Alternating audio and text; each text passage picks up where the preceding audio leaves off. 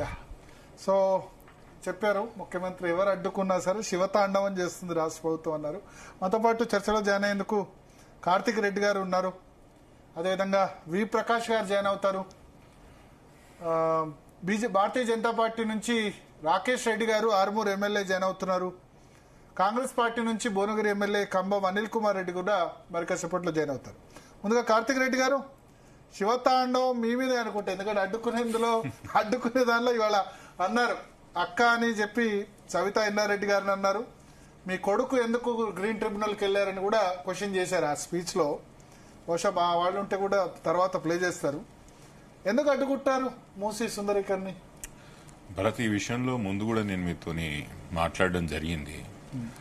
రాష్ట్ర ప్రభుత్వం ఒకవేళ నిజానికి కూడా మూసీ సుందరీకరణ ప్రాజెక్టుని పేద మధ్యతరగతి ప్రజల యొక్క ఇల్లులని గాని భూములే గాని లాక్కోకుండా పాత ప్రణాళిక ఏదైతే బీఆర్ఎస్ పార్టీ అధికారంలో ఉన్నప్పుడు పాత ప్రణాళిక ఏదైతే వేసిండ్రో అదే మోడల్ కి లేకపోతే ఇంకొంచెం సడలించి కొంచెం వీళ్ళ ఆలోచనకు అనుగుణంగా ఏదైనా మార్పు తీసుకొచ్చి చేసింటే మాత్రం ఎవరం కూడా అడ్డుకోము. అడ్డుకుంటే కూడా ప్రజల దృష్టిలో మేము ఒక దోషిగా మేము కనిపించేవాళ్ళం. కానీ భరత్, ఇక్కడ ఏం జరుగుతుంది?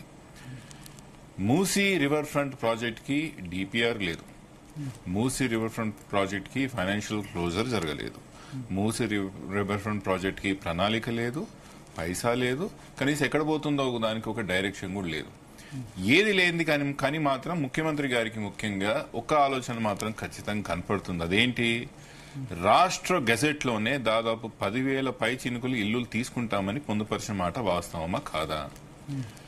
3,000 ఎకరాలు ఫేజ్ 1 లో తీసుకుంటామని ఆ యొక్క గెజెట్ లో పొందుపరిచిన మాట నిజమా కాదా?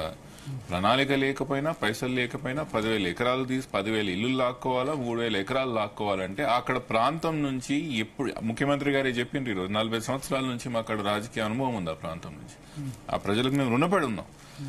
ఇంత కష్టంలో ఉన్నప్పుడు ఈ ప్రణాళిక లేఖన ప్రభుత్వం ఇల్లు లాక్కుంటా భూములు లాక్కుంటా అన్నప్పుడు చూస్తూ నేనెందుకు ఊరుకోవాలి భరత్ గారు? ఇంకైనా ఎవరు ఊరుకుంటారు? అందుకే ప్రజల తరఫున పోరాడాలని నిర్ణయించుకున్నాం.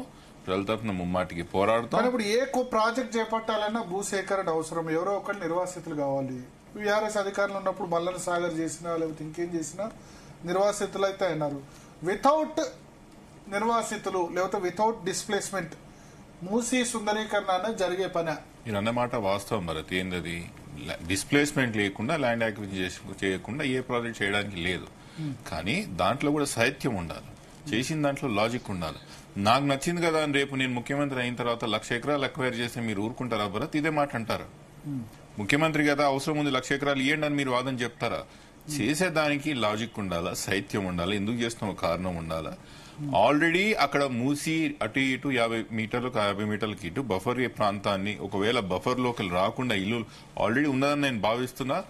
ఆ దాన్ని డెవలప్ చేసి ఒక్క ఇల్లే గాని భూమే లాక్కోకుండా మీరు బ్రహ్మాండంగా ప్రాజెక్ట్ చేయొచ్చు. కానీ ఇల్లులే లాక్కోవాలా భూమే లాక్కోవాలని చేయాలంటే మాత్రం మేము ఊరుకునే ప్రసక్తి లేదు. ముమ్మాటి పోరాటం. ఏ ప్రభుత్వం కూడా ఎందుకు భూమి గాని లేకపోతే ఇవి గాని లాక్కోవాలని అనుకుంటుంది? లాక్కోవడం వల్ల వాళ్ళకి వచ్చే లాభం ఏంది? ఈ విషయం నష్టమే కదా.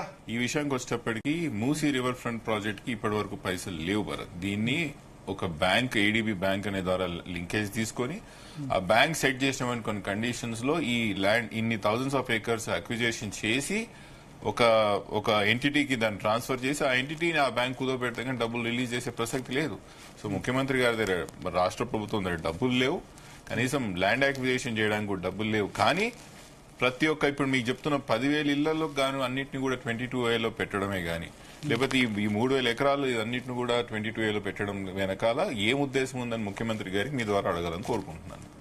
ఓకే, ఆయన ఉద్దేశం అప్పుడు మూసీలో ప్రజెంటేషన్ కూడా ఇచ్చారు. ప్రజెంటేషన్ దాని ప్రకారం అయితే నైట్ లైఫ్ ఒకటి ఏర్పాటు అవుతుంది, ఎకో సిస్టమ్ ఏర్పాటు అవుతుంది, పరిహారం ఇస్తాం కదా, దేనికైనా పరిహారం ఇస్తాం కదా, పరిహారం లేకుండా చేయం కదా, టీడీఆర్స్ ఇస్తారు, ఇంకేదో ఈ రోజు మార్కెట్ లో సబర్మతి రివర్ ఫ్రంట్ ఇవన్నీ ఎగ్జాంపుల్ చూపించారు. సబర్మతి రివర్ ఫ్రంట్ లేకపోతే కొరియాలో ఉన్న చేసింది గానీ లేకపోతే నదుల నాగరికతలు, థేమ్స్ నది, ఇవన్నీ కూడా అని చూపించారు. ప్రపంచవ్యాప్తంగా ఆ విధంగా హైదరాబాద్ లో ఒకటి కొత్త తయారు చేస్తాం. ప్లస్ ఇంకా వేరే ఎగ్జాంపుల్ కూడా చెప్పారు.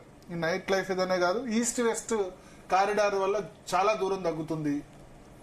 ప్రపంచవ్యాప్తంగా రివర్ ఫ్రంట్ ప్రాజెక్టులు అన్నిటి కూడా ఒకసారి అధ్యయనం చేయండి భరత్ మీరు. ఎక్కడెక్కడైతే రివర్ ఫ్రంట్ ని బాగా ప్రసిద్ధి చెందినాయో, లండన్ గానీ, న్యూయార్క్ గానీ, సియోల్ గానీ, ఇవన్నీ కూడా టూరిస్ట్ సెన్సిటివ్ స్థానాలు. అంటే ప్రతిరోజు వేలాది లక్షలాదిగా టూరిస్టులు వచ్చి ఆ యొక్క మీరు అంటున్న రివర్ ఫ్రంట్ ద్వారా ఎకనామిక్ యాక్టివిటీ పెంచి ఆ నగరానికో రాష్ట్రానికో ఎకనామికంగా లాభమయ్యే అవకాశం ఉంటుంది. కానీ Hyderabad is not a tourist sensitive city. Sabarmati river front కూడా ఈజ్ అ ఫెయిల్డ్ ప్రాజెక్ట్. నమమే గంగే కూడా ఇప్పటి వరకు దాదాపు ప్రధానమంత్రి గారు 3 సార్లు ప్రధానమంత్రి అయి కనీసం 20% కూడా నమామే గంగే పూర్తి చేయలేకపోయినారు. No river front in this country has proven to be an economic success.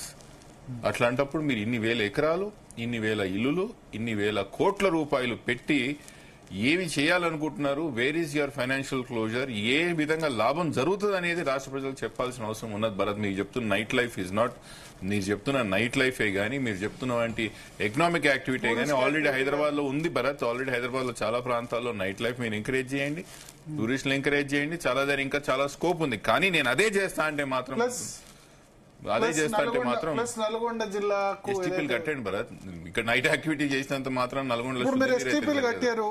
ఎస్టీపీల వల్ల ప్రయోజనం ఉందా? మీరే చెప్తారా? ఎస్టీపీలు కట్టిన దాని వల్ల వాసన తగ్గిందా? జనరేషన్ 1, జనరేషన్ 2, జనరేషన్ 3 అని ప్రతి దాంట్లో కూడా టెక్నాలజీ మెరుగైంది. ఖచ్చితంగా ఇప్పుడు వస్తున్న టెక్నాలజీల ద్వారా మీరు అంటున్న వంటి ఆ ఇబ్బంది కూడా ఉండదు. ఖచ్చితంగా we can put an effort. ఖచ్చితంగా మూసీలో ఎస్టీపీలు కట్టడం ద్వారా శుద్ధ నీరు వస్తుంది, నాకు నమ్మకం అయితే ఉన్నది. ఓకే, ఒకసారి రాకేష్ రెడ్డి గారిని అనుకుందాం. రాకేష్ రెడ్డి గారు చెప్పండి భరత్.